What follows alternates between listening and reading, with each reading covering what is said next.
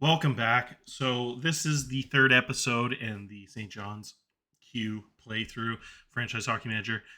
The last episode I talked all about the World Juniors. I selected the team, and this episode is going to be a little bit of playthrough through the tournament. So I figured it'd be a little bit too long to kind of sim all the games. I go pretty slow. I like make all the line adjustments in between games and rest guys and stuff. So I figured I'd sim a few games in the round robin and then kind of see where we're at when it comes to the playoffs at the end. And in a shocking shocking world, we actually let's go to the calendar version here. We actually started 0-2. It was brutal. We lost to Germany 2-0 and couldn't generate any offense really. We had 26 shots, outshot them, but their goalie just shut us down there. So that was pretty mind-boggling there. I looked at the offensive and defensive game ratings here and the overall game ratings. And so they're pretty brutal offensively. Almost every single player was in the 50s. We had a couple as low as 49, 47. So really good defense and goaltending by Germany. So that was pretty ugly. So I was like, but it's just one game. And then we lost another shocker, 1-0 to a pretty good Czech Republic team. As you can see here, we outshot them again, but it was pretty much equal. And we had 9 takeaways, but we also had 17 giveaways. So that was brutal. Starting 0-2 is probably the worst start in World Junior history by Team Canada. Not score a game with this type of roster in 2 games. I'm starting to question everything. Maybe I had the line set up wrong or whatever. It's like, how could I possibly have this much talent on the team? I know we're missing Bedard, which is a big blow, but in the game, Bedard is only 17, and his ratings aren't quite as insane as he is in real life. Because there's a couple guys in this team whose ratings are about the same as his, so it's not like that should have been killing us that much. We had like Wyatt Johnson, who's just like should be the best player in the tournament there, and a couple other absolute studs. So it was pretty shocking to see those results from the first 2 games. So I was getting pretty worried. So I simmed to January and had a pretty good feeling against this Austria team here. And luckily, we barely squeaked out a victory here. We only outshot them 26-17, which is pretty bad for the talent level difference between the 2 teams. We still should have played even better. And then I was really worried about the Sweden game. I wasn't exactly sure how the standings work, but I was pretty nervous that if we lost this game, we might have been out. Because not only did we go 0-2 to start the tournament, but we lost to Germany and those teams at the bottom there, so they would have had the tiebreaker. So thank goodness we actually came alive against Sweden and really dominated a really good Sweden team. They got outshot 38-12. We had 25 hits to their 14. And we had 11 takeaways, so finally played pretty well. Adam Fantilli finally came alive there and scored, and then he scored again, which was really exciting. And then we had Stanky there score in the third period, so that was pretty nice boost there. That was a huge opportunity, win or lose there. So to have the couple guys of the game scores pretty high. Stankoven had a fantastic game with a 79 game score. Joshua Roy had 91 defensive game rating, so some pretty standout stuff there. Wyatt Johnson really came alive and had a 75 game score, so finally kind of played up to the talent level. So I don't know if that slow start was just some good defenses and goaltending or what happened there, but small sample size, I guess. So then we went into the round robin, kind of concluded there. We finished 2-2, and we actually got matched up against the U.S., and then my game froze. And I had one of those crashes where it just like disappeared off the screen when I went to hit a few too many buttons too fast or something. So then all of a sudden I had to reload it, and luckily I had saved it just a couple days before, so I didn't have to redo the Sweden game, which I was like pretty nervous about. I couldn't remember, but I had saved it on the 4th or something because I had it set to like save like every day or every other day or so, whatever it is. So luckily, I'm paranoid with that because I've had a lot of problem with crash games in the past. So luckily I had that saved. So anyways, we played against, and then when I simmed it again, it changed. I don't know if it was like a lottery-based system, but we actually got matched up against Latvia, luckily. So that was a lot easier than the U.S. game. So I simmed that game, and we won 3-1 in the rematch. Or sorry, not the rematch. That was Austria in the first game. So we actually went down 1-0 again, which was pretty scary. But then just a minute later, I guess there was another power play, and we scored a shorthanded goal there. The right winger from the Q there scored, Olivier Nadeau, sorry. And then he scored again in the third period. So he had a game of his life there. Adam Fantilli with the assist there. And then Shane Wright finally scored. And then Brandon Ottman on the assist on that. And so we had another game where just absolutely fantastic defense from the looks of it. We outshot them 24-23. The hits were insane this game. I don't know if I've ever seen hits that high. 52-44. And then we actually had 17 giveaways. So we probably, that game should have been a little closer. Probably even could have lost that one. So that's pretty ugly. But the defense, admittedly, was fantastic. The hits were just crazy. The entire lineup showing their physicality, which is kind of why I think in real life they picked some of those big bodies for the third and fourth lines. Just a lot of physical play there. Like Colton Dack with 5 hits, 6'4" guy. Gaucher 6'3", he had 3 hits, and Oliver Nadeau, a big guy. Fourth liner Chase Stillman, 4 hits. So that's pretty exciting. See all those blue game scores there. Gaucher with a 91 doing his role there. Was a shutdown guy. So anyways, that was that game there. And then I saved this game for today's sim. So we played Czechoslovakia, who we lost 1-0 to. So if you look back at that game here, that was really evenly matched in almost every category except for the giveaways. We had 9 takeaways, but we also had 17 giveaways, and that was a game that was pretty equal. Only 22 and 23 shots for the two teams. A lot of penalties. So second period, right at the start of the second period there, they scored. And that looked like it was a pretty intense game. So game score-wise, it looks like we couldn't get much going offensively. The defenseman played a really bad move in the puck, but everyone had pretty good game scores except for Ethan Del Mastro there. Defensively, and we had a lot of 70s and 80s, so I guess I just have to cross our fingers there and hope this one goes a little better. So we will sim this game. I'll hit continue, and then just... oh my goodness, we won. That was so scary. I was looking at this game first, but it looks like Wyatt Johnson had a miraculous game, and Shane Wright came up huge, so that's super exciting. Shane Wright scores in the first period. 26 seconds in the game, it looks like. That first line, the other two guys getting the assist there, the other two forwards. So that's awesome. And then the first line comes through again. Wyatt Johnson assisted by Shane Wright and the defenseman there. And then we had a power play goal from our lefty there, a point man on the power play. That's really cool. So Wyatt Johnson, Shane Wright, and the assist there. And then we let up a goal in the third period there. So what a awesome win. Shane Wright really coming through there. Real life captain of World Junior team this season.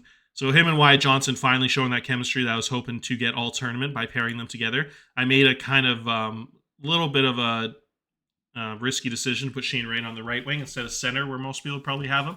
I really just wanted him and Wyatt Johnson together. So that's really cool to see that actually pay off for me. So if you look at the game score at the top here, even shots again. Last game was 23-22. This one was 22-22, so that's pretty exciting.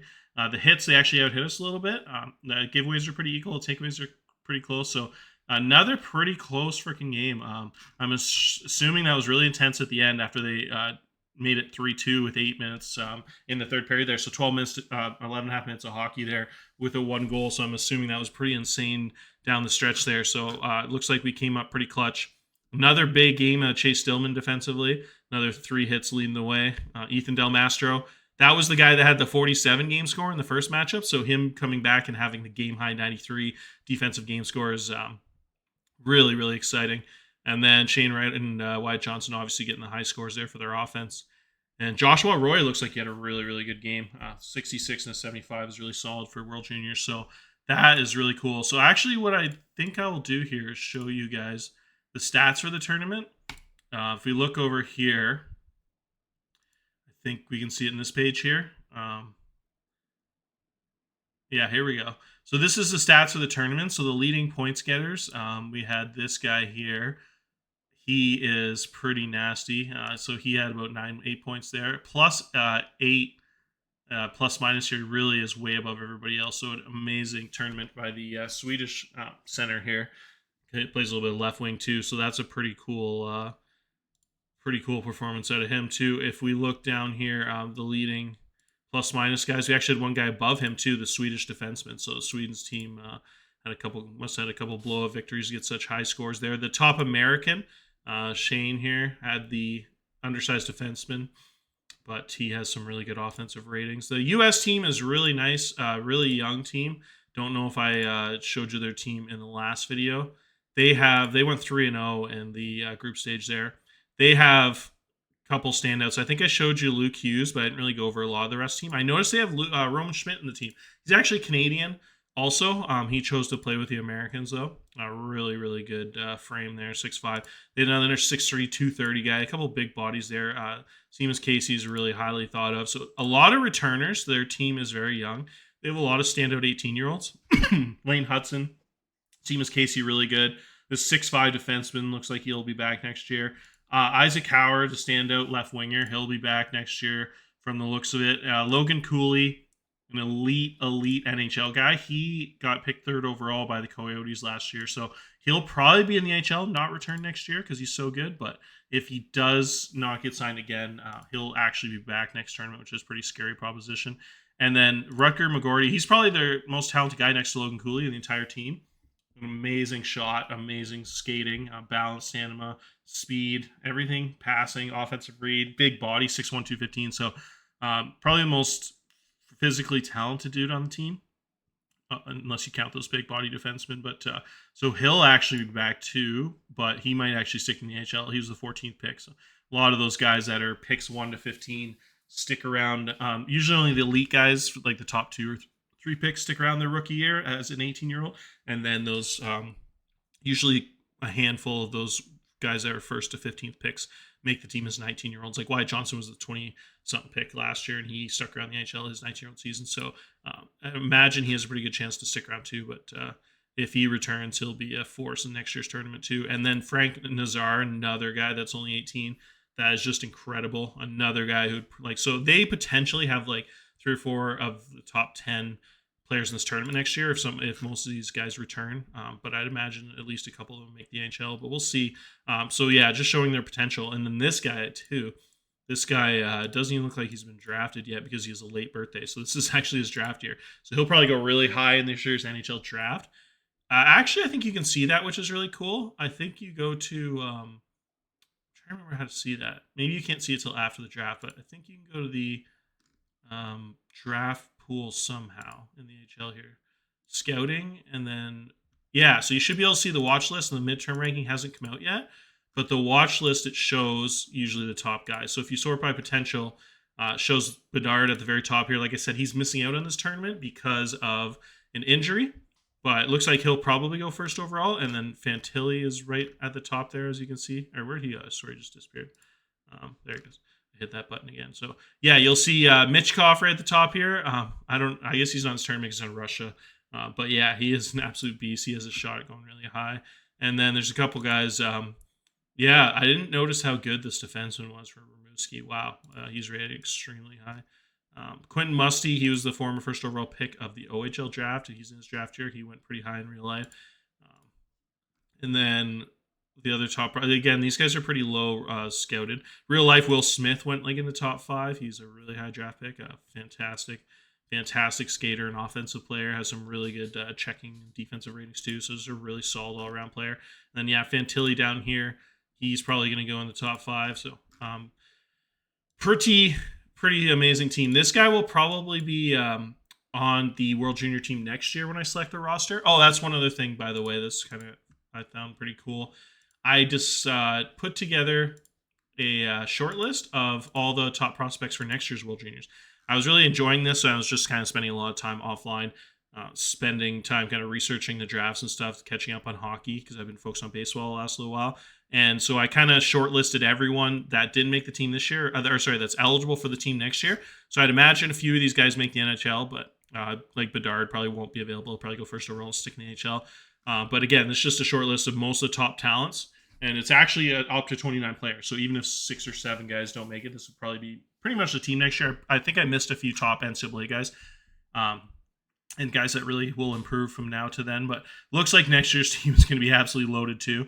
There's a surprising amount of insanely talented guys that are actually double underage right now, 17. So they'd still be underage as 18-year-olds next year. So all these guys are 18 now, will be the 19-year-olds next year, will probably make the team for sure. Like this guy, if he doesn't stick in the NHL, will definitely be on the team. He was a pretty surprising cut in real life. Looking at his ratings now, I probably should have taken him this year, but I kind of went with all the 19-year-olds. But hopefully he's not in the NHL. Well, hopefully he is for his sake. But in the game sense, as a coach, I'd like to see him around the World Juniors next year. This guy is going to be filling the role of my big body defenseman most likely next year. And then Korchinski had made it in real life. I actually cut him because I want to go with the 19-year-olds. But he might be available too. So it'd be pretty insane if I got his lefty, had him and this guy both next year with absolutely ridiculous ratings, but there's a pretty good shot they'll both be in the NHL. I actually shortlisted the elite talent from the OHL, really young guy. He's probably not going to make it, but if those guys both make the NHL, he actually might have a pretty good shot to be one of the lefty next year, even though he's only going to be 17, which is pretty rare for a defenseman to make the team, but really, really talented and big-bodied. This guy has a really good shot next year of being one of the first-line pairing guys. He doesn't quite have that's still really strong defense ratings for an 18-year-old. I imagine there's some 13, 14s in there next season once you get some more progression over the next year. He's an absolute freak. And then this guy's also from the Q, so both right D I have shortlisted are actually from the Q. This guy's 6'7", and he'll probably be like the most physically powerful guy in the CHL next year. He has incredible stick checking, a monster booming shot, really high defensive ratings. Actually has really good skating. So he was really close to being the last pick for this year's team. I went with another 19-year-old right D ahead of him. That was just a little bit different skill set, but this guy's definitely probably going to be on the team next year. And then there's a few really, really good 17-year-old left wingers. There's actually 3 of them. They're all in the WHL. Riley Height is a fantastic player. And then Tanner Howe, who's the famous teammate of Connor Bedard. Those 2 guys are just wrecking it for the Regina Pats in real life. This guy's an insane rating, so I'd imagine he'll be on the team next year as one of the best offensive players. And then we have another undersized but freakishly talented offensive player too. So these guys are all crazy similar, really, really similar. The Crystal actually probably has the highest ratings defensively, even though he's 5'10", 175. But yeah, Height's probably the best skater out of the 3. Howe's pretty kind of in the middle. He's like probably the most well-rounded guy, where he's amazing in all 3. And has fantastic leadership. So it's going to be hard to cut any of those guys next year. So I'd imagine maybe all 3 of them will make it as 18-year-olds next year. We'll see. But, yeah, that'll be interesting to have 3 really undersized guys in the left wing. Might have to bring a 4th guy that's pretty big there, physical guy. Then we just have a ridiculous amount of centers. I'd imagine like 5 of these guys make the NHL next year. We'll see. I'd imagine Fantilli will be sticking the NHL, and also I think Bedard will. And then Shane Wright probably will. So that'll probably cut the list down a little bit, but you never know. Might be one surprise guy coming back. Next year's first overall pick in real life supposed to be the Celebrini guy. Fantastic talent. He'll only be 17 next year, so that'll be tough to make the team. But if you look at his ratings, he'll probably be there because he's so freakishly talented. He is insane. So when I say next year, yeah, so in real life, he'll be in the next draft like a year from now. But in the game, I'm behind, so this next draft coming up in the game is the one that just happened in real life. So he actually won't be in the draft in the game this year, but not for another year. So he won't even be drafted by the time he'll be on the team next year, potentially. So the one guy I think will definitely have a spot next year is Connor Geekie. This guy has incredible passing. He's 6'4", 207. Really physical, really big time. So he looks like kind of like a bunch of the guys I took this year in the 3rd and 4th line. So there's definitely a really high chance he'll be on the team next year as a 3rd or 4th liner. Fantastic skill set there for the type of guy I'm looking for these tournaments. Owen Beck, I actually added to the roster. I had a big injury from one of my guys, my extra forward there. So just like in real life, I copied them, and that's exactly what happened to Owen Beck in real life. He got cut, and then they actually called him into the tournament at the start of January as an injury replacement. And so he'll be one of the only returning players next year. So he'll probably make the squad next year as a 19-year-old and have a good chance to wear a letter. So I thought that was kind of cool that I kind of did the same thing that they did in real life with him. So he'll probably have a spot in the team next year. And then Zach Benson's actually a left winger, I think, in real life. I could be wrong on that, but he has incredible center rating. So he'll definitely be on the team next year as an 18-year-old. Another one of those guys that's a double underager right now. But yeah, you have some really talented dudes like Callum Ritchie will only be 18 next year. Another really high draft pick. And then David Goyette's a guy that'll be 19 next year. He's awesome. I think he has a pretty good shot to make it on the left wing next year. It looks like they play him on the left wing rating quite a bit, which is cool. Maybe not quite good enough to be a center for Team Canada, but with how loaded this team is, but we'll see. Matt Savoy's a guy that probably would have made it this year. Didn't in real life, but I imagine he's like a top 2 liner next year. Probably has a good shot to be in the first line right winger. If he had a little bit better right wing ratings, I wish they'd play him there more so he'd get it up, but he'll probably have a pretty good shot to be one of the key guys next year too. So it's going to be really hard. I don't know who of these guys I would actually cut. Danielson is awesome, went super high in the NHL draft in real life. He is an 18-year-old. that in real life just got drafted this year because he has a late birthday after September 15th, so he doesn't become eligible until his 18-year-old season for the draft. So in real life, he just went as a third-year WHL guy, so he'll be returning next year as a 19-year-old, and definitely probably be one of the best players. So some of the ratings on these guys are just insane. And then the other superstar center in real life is Braden Yager. Yager. He's all these guys look pretty similar. They have like all 14, 15s offensively, really good skaters. And this guy is actually has 14 faceoffs, 15 defensive reads. So an absolute rock star there in the middle at center. That's almost just like the ideal third line center for Team Canada. He'll be a guy that can win you a bunch of faceoffs, play elite defense with a 15 defensive read, really good skater, really good leadership. So another guy that might wear a letter next year. But yeah, just an amazing guy. So from the looks of it, it might be like a Geeky on the fourth line center next year and Yager on the third line. And then probably, oh God, yeah, I don't know what's going to happen. We're going to have to make spots fit. I really wish some of these centers could play the wings a little better. A lot of these guys in real life would probably shift over the wing, but in the game when they're only like 12 rated there and 10 rated there, so you can't really play them there with that low rating, or else they'll just hinder them too much. So I might have to end up cutting some really good centers just because there's just too many good ones to go around. And then we haven't even talked about the right wingers yet. We got Jordan here, who's an insane rated guy. Not quite as good defensively as some of these other guys we've shown, but offensively is as good as anyone. The shot is not quite as good as some of those other guys, but the passing, puck handling, so really like a playmaking type guy who's not quite the finisher. So it'd probably be like a first line right winger set to like a playmaker, and then you'll have like the dominant scorer on the left winger or center or something like that. So he has a pretty good shot at being there. Another double underager here is Cataford. He is insane. Absolutely incredible offensive read, passing, and puck handling. So really similar profile on both of these guys, both from the Q and both from Halifax. So a pretty scary combo there. This guy will be definitely on the team next year as a 19-year-old as a right winger. Just a really nice balanced profile, really good defensive right winger, really good skater, really, really good offensive rating. So just good at everything, big body, 6 foot, 205 kind of type body. So yeah, he'll definitely probably be like pretty much a lock for the team next year. And then this guy's really tiny right now. He is only 154 pounds, but he'll probably grow a little bit the next year in the game. Really good skater, 15 agility acceleration, really agile, really, really high level passing. So it actually has some really crazy passing right wingers next year.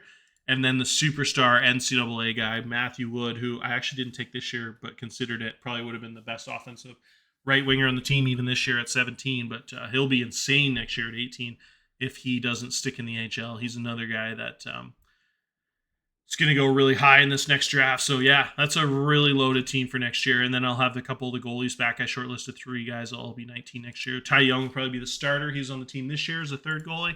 And then we had a couple other really highly rated 18-year-old guys. They'll be 19 next year that I shortlisted. So, just pretty much just as good of a team next year, if not better. Won't be as old next year. Probably have a lot more underagers. So again, probably in 2 years, this team will be really insane. But every year Canada's just loaded. But just shows how exciting the talent is there. It's too bad Savoy missed out on the tournament this year with an injury. Him and Bedard both injured there. Would have been exciting to see those two guys who've been Canada hockey stars for a long time. But yeah, it's actually like a really small chance Bedard could be on the team next year if he doesn't stick in the HL. I'd imagine he does, but you never know. Even just like the 1% chance he's on the team next year, that'd be absolutely amazing.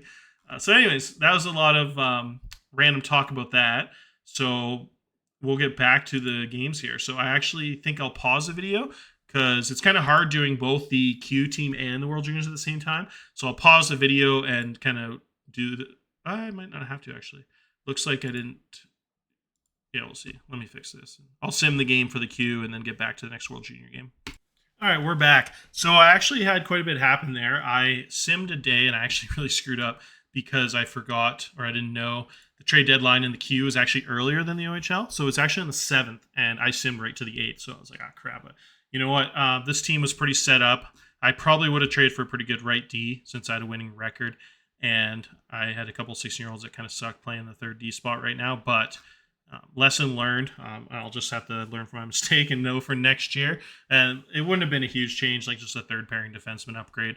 But mainly the top 4 play quite a bit anyways in the important situations and stuff. But definitely would have helped a little bit. But I don't think there's any other major moves for me to make, so didn't kill me. And I had autosave on, so every day it saves right away, so I couldn't even undo it. Didn't really want to anyways, but yeah, it's not the end of the world. So other than that, I simmed a day, and now in the World Juniors, we are at the semifinals. So that's pretty exciting stuff. Right now, we have a major matchup against the U.S., so let's look what happened. The U.S. beat Sweden. Oh, wait, let's see here. Sweden is still there. So was that still not the... Oh, and then the other big thing that happened is we had a major injury on our World Junior team. We had our right winger from the second line, Logan Stankoven, went down with a 3-week injury. So he is out for the tournament, unfortunately. But luckily, I was kind of prepared and made sure I had a backup at each spot that was trained up. So since I had brought Owen Beck as an injury replacement, he's going to fill in at the center spot. And then I'm moving over Josh Roy from the third line center back to his natural right wing position. So he was filling in on the kind of the third line energy type guy. So it's actually quite a bit of a drop off. Stankoven was an explosive skater that was with Fantilli there and was kind of the key offensive piece in that second line. And Roy isn't quite as ridiculous offensively as Stankoven was, but Roy is also pretty freaking good. And he's had a really solid skill set there, and he played really well in real life and stuff. So I replaced him on the right wing, Stankoven, and then I moved that extra forward Owen back up into the lineup. So he's actually going to have some important game experience here against a really good U.S. team for when he returns next year as one of the only returning players next year. And so I don't know in real life if you could add a guy this late in the tournament, but just I'm not going to play him anyways. But I did add Jordan Dumais as the injury replacement. And he's not even in the lineup, but I thought it'd be cool to bring him along since he will also probably be on the team next year. So just kind of give him a little bit of experience, even just watching, being part of the team, as he'll probably be one of the top offensive players on the team next year. So I just kind of wanted a right winger, the right winger here to just kind of check out the tournament as a returning guy. So I thought that'd be cool. Him and Owen Beck both got calls injury replacements. That'll be something, like I said, some of the only returning guys next year, as this is a very, very veteran team. So. All right, next up we have the big game against the U.S. Sorry if you guys heard that beeping noise. That's really annoying. Someone's sending me like 50 snaps here. But yeah, we have the U.S. game here, so let's get into it. The United States, we've gone over their team, absolutely loaded. They have Will Smith and a couple superstars there, so let's see what happens here. We're going to go to continue and just sim the game and cross our fingers here. Oh, no, the U.S. has defeated us. That sucks.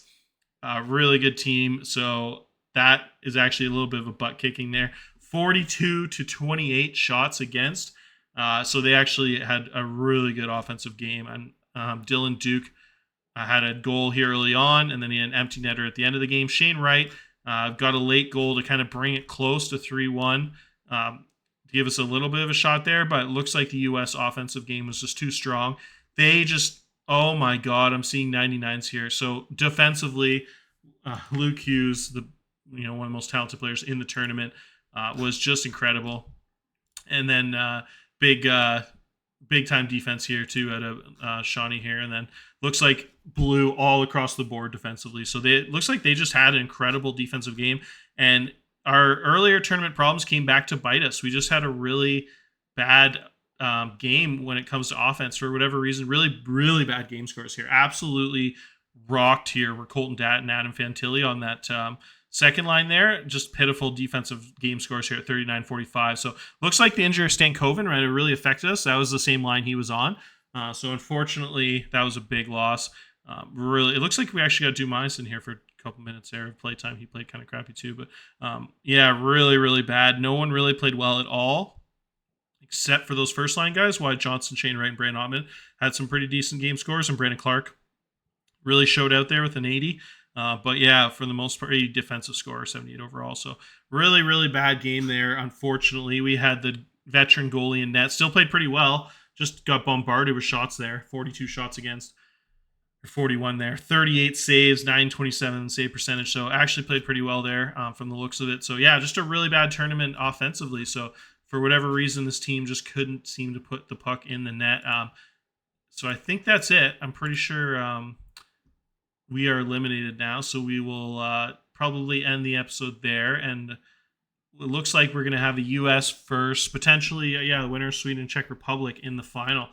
So it looks like that'll be a pretty good matchup too. So maybe in the next episode, kind of review who won that one. But big time talent from that U.S. team. That was a tough game there. So unfortunate for Team Canada bowing out early in this tournament, which they've had so much success in. But without Connor Bedard, not shockingly, that a big drop off in offense. So that's too bad. But unlike real life, where he just lit up the other teams the whole tournament. So that's how she goes. See you next episode, people.